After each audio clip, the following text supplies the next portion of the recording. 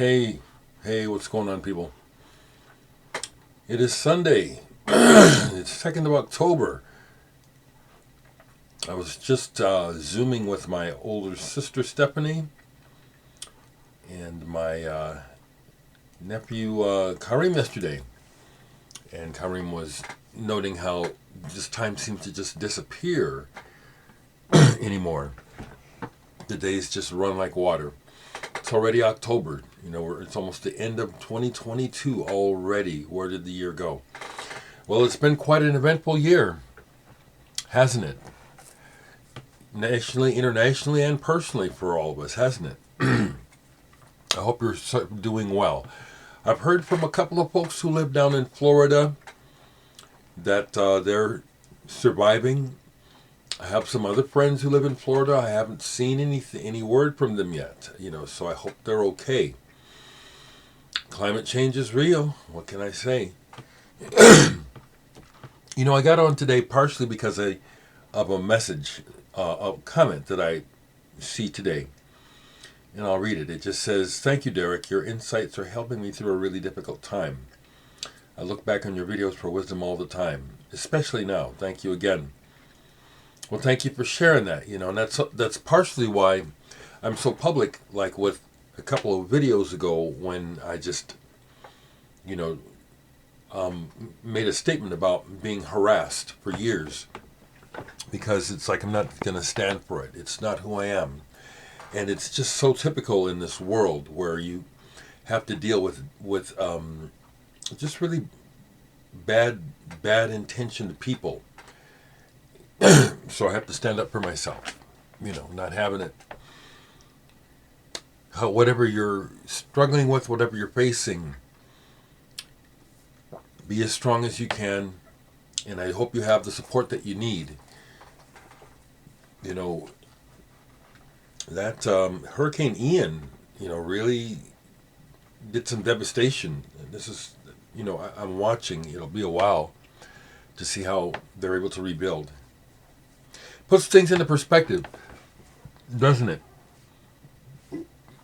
I think honestly about my own home and about seeing people's houses flattened and how that would feel to have that happen to me.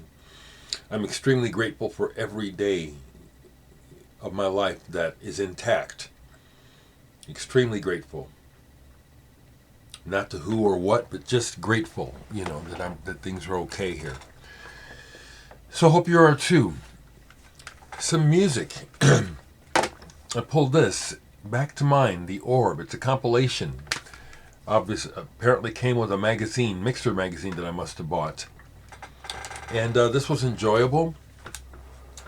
A nice mix where they do start with Aphex Twin, go through Juno Reactor, even putting in the Shylights, Have You Seen Her, along with Julie Cruz and The Orb and Schneider TM. It was enjoyable.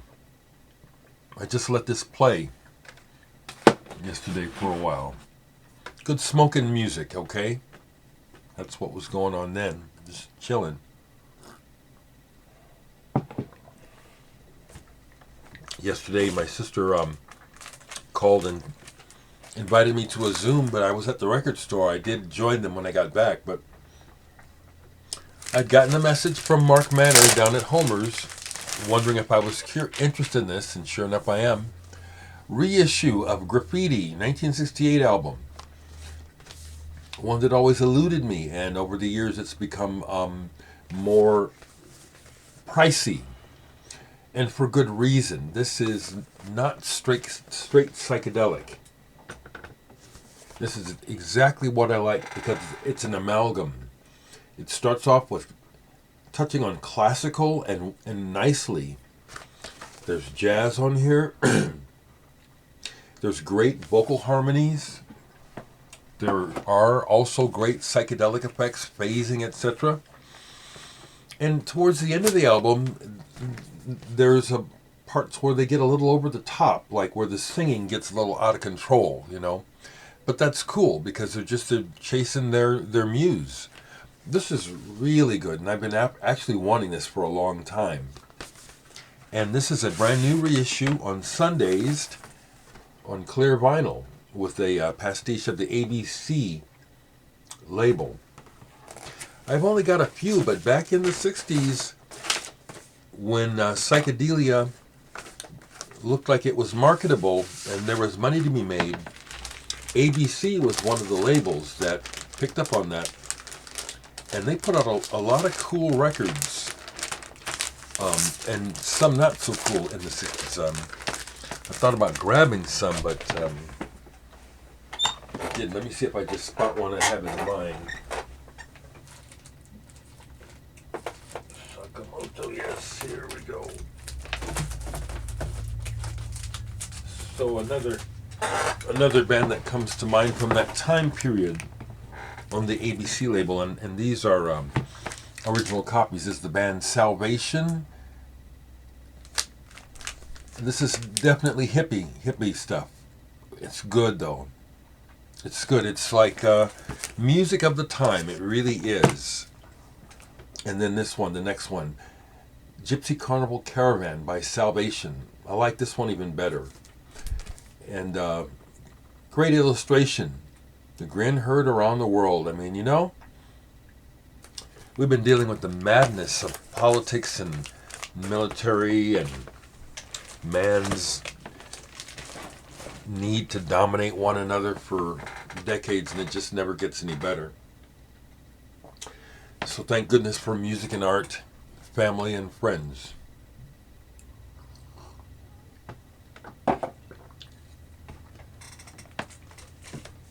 While I was down there, I looked in the used to see what they had, and they had a couple things that I grabbed. Nightcrawlers, this band, American band that followed the muse of Klaus Schulze and Tangerine Dream. Their records are collectible now. They had another one of their albums down at Homer's recently, but I passed on it because it cost too much. This one, the price was manageable, but that's because of the tape on the cover. Otherwise, this would have been a $50 or $60 album. Nightcrawlers. Tom and Pete Gulch with Dave Lunt. And to great effect, they picked up the torch from Klaus Schulze and Tangerine Dream very effectively. This is good electronic music in that vein. It's very good. Nightcrawlers. I'm glad I grabbed it. I upgraded. They had a copy of this in the used. I already had it, but not an original. From Spain, Neuronium, Vuelo, Quimico.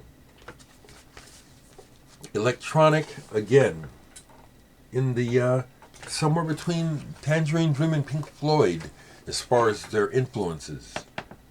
This one is cool because Nico, the Velvet Underground's Nico, she does some narration on here. And her voice is just so recognizable. Kind of stops you in your tracks. Is that Nico? That's Nico. So I was happy to get this to replace my replacement copy, which was a reissue. I'll be trading that. This is on Harvest. I love the Harvest label. And it's a good album. It is. It burbles and bubbles along very nicely. I think Michael Higgins from this band is a member of one of the progressive rock record collecting groups I'm in. I posted this yesterday, and one of the members, I think one of the administrators, said, oh, hopefully we can hear from Michael about how they got Nico involved in the record. So I'm kind of looking to see if there's anything from Michael. And they have... Like most record stores, when you buy used records, you buy collections. And so Mark told me about this, that, he's bought some good collections recently and one that he knew that I would be interested in. So over the months, I've been picking up stuff from this person's collection because I can tell. I got another Magna Carta title, In Concert, on the Vertigo Swirl. Now that's partially why I'm getting these. I do like Magna Carta, but it's nothing. It's not like real great shakes, and some of it is kind of whimsical. It's folk. But what's nice is they do these long. Their albums usually have one long track that incorporates several different styles and themes. And those are the ones where it gets downright progressive. So this is a good album, Magna Carta in concert. That's what I picked up.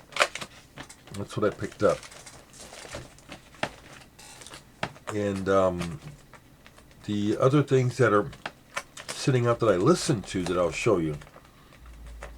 I think I showed you that I recently got a reissue of this Macbeth by Third Ear Band, and listened to this all the way through yesterday. And it's a journey. I can even see the movie in my mind. I've seen this movie.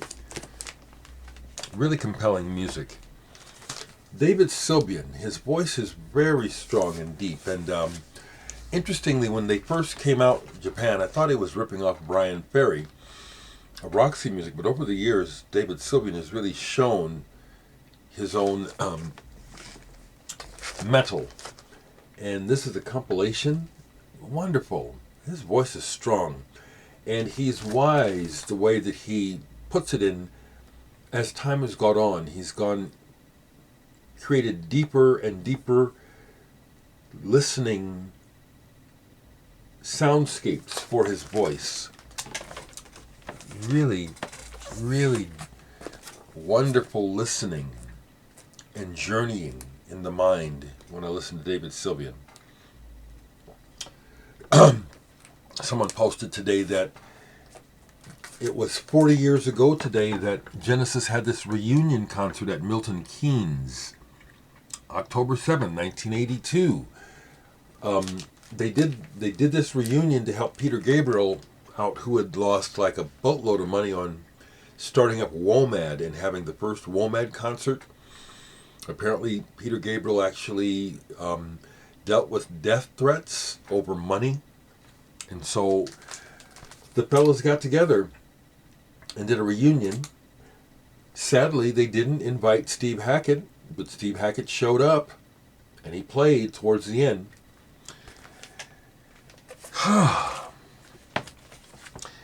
That's so strange how people just over years will just hold grudges or have these attitudes that won't die. And seemingly the rivalry between Tony Banks, that's how it looks to me in particular, that Tony Banks was the one who just wasn't willing to give Steve Hackett his due credit over the years. I dare say that it's probably in the back of Steve's mind how he is the one who's still going and keeping the music alive and still on the road and loving it, while Tony is basically retired. I don't know. That's just a thought. Thought I'd share it. Don't go anywhere with it if it if it triggered you. I've just shared a thought. I don't know. It's just a thought I had. I love them both. And Tony Banks was the original. His musical input on Genesis was the one that stood out the most to me at first. Not even Peter Gabriel. So that's where that comes from. I've been a big Tony Banks follower. 2 other albums I pulled and played all the way through. Popol Vuh's C'est still wisse ik ben. I did not pick up on the fact that this is the soundtrack to a movie of that title that Florian Fricke actually produced. So I found it online and watched as much of it as I could yesterday, because it's all music and image, and what Florian Fricke is going for is very personal, and it's spiritual and somehow related to Jesus. But interestingly, in the movie, the Jesus figure, bearded and stuff, is played by a woman. So I imagine there's just a whole lot that Florian intended to try to convey through the movie. the primary thing is the power of this music. It's very chant-like, very ancient-like. Wonderful music. Something else I picked up a couple of years ago. French band, Kommintern, Le Bal Du Rat Mort. Now, when I first got this at home, I had read about it, and I knew what I was getting, and I knew that it was a statement, that this is political, and it's of the times. So I knew that. However, the musicianship is really high, but there's an element of parody and making fun of government and other things. So there's several parts of the music which are comedic and where they play old themes or like songs or like war marches where it can be a little much for just straight listening. It's like, this is just goopy. But they understand the context, and they usually roll it into something more interesting. So this is pretty cool. Kommintern. Pretty cool. So that's what I want to share today. And I want to just again say that, happy to share these moments with you. Family, friends, everyone, And to just, again, be a long-distance supporter to those who need to know that you're not alone. And in this crazy world full of people who are lost and have no intention of making things better, there are some of us, and I will count myself as one who cares and tries to send a message of love and peace, seriously and sincerely. And I stand strong against the tide of madness and anonymity here online, because it's like swimming in a pool of sharks.